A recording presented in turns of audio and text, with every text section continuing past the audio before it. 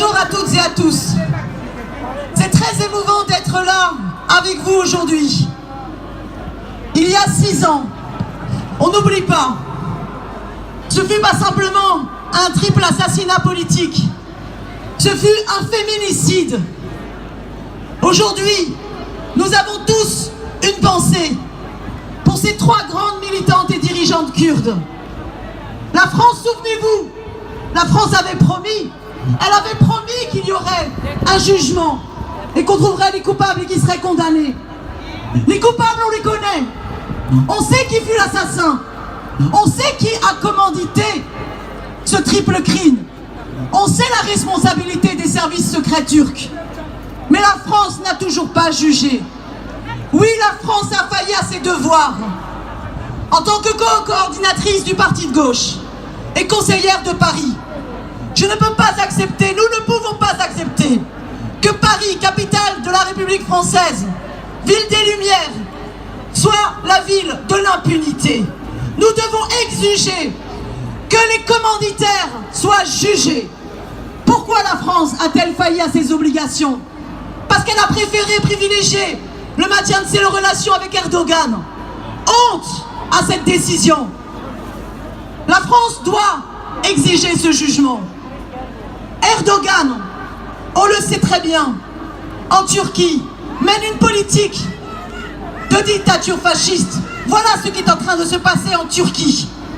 Et aujourd'hui, on ne peut pas penser 6 ans après à ce qui s'est passé sans avoir une pensée très forte, à ce qui se passe actuellement.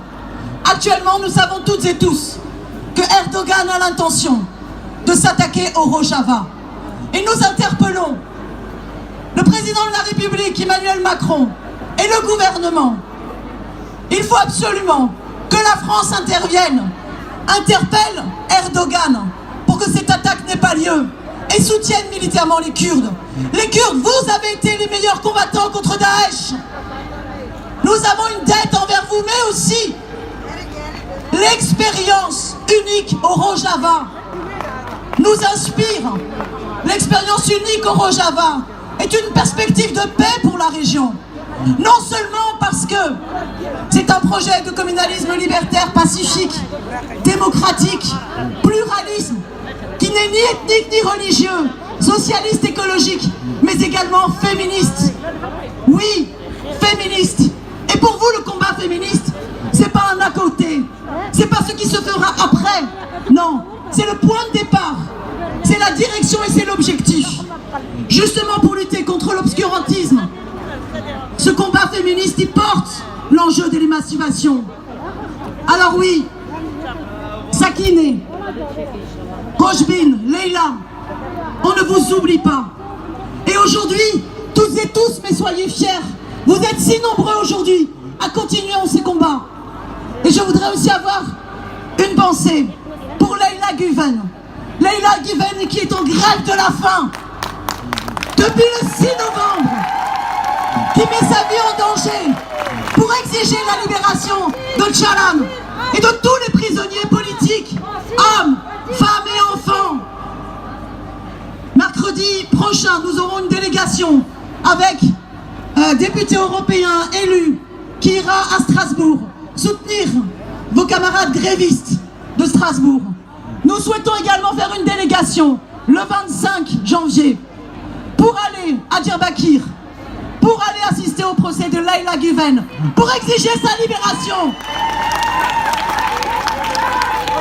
Il faut un processus de paix, voilà pourquoi aussi nous souhaitons qu'enfin la France sorte le PKK des organisations terroristes et reconnaisse que pour le peuple kurde, Tchalan, eh bien c'est le Mandela du peuple kurde et que la paix doit enfin avoir lieu.